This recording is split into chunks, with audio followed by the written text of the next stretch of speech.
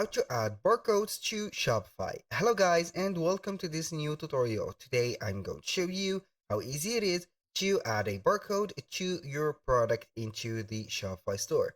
So the first thing that you need to do is to head over your Shopify store. Then you're going to sign in for your account and see the admin dashboard of the account. Once you are here, you're going to click on products. So if it is the first time that you're going to create a product, you're going to click on add product. You're going to see here the product editor, put up here the title, the description, the media, which is the photos and the videos. Now to proceed to the barcode and also the SKU code, you need first to add some content to this page. For example, we are going to type in here bundle or shirt or anything. So here we have it. Now we are going to add a description. You can go ahead and add a media, for example. Now we are going to put a price of any price, $19.99, like that, something like this. So here we have it. Now all we need to do is to see here the inventory. We are going to keep an eye on the inventory. We are going to click on save, and we are going to get the extension for the inventory. So we are going to see that the product is created, and boom, here we have it. This is the inventory. We have here the barcode.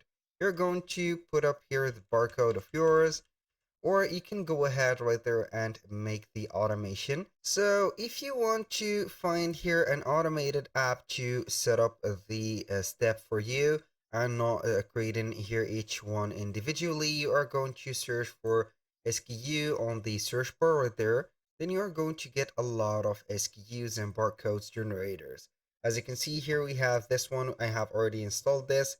Easy scan. We are going to install it. It is not a free, but we are going to proceed with it. Right there, it will open up the app.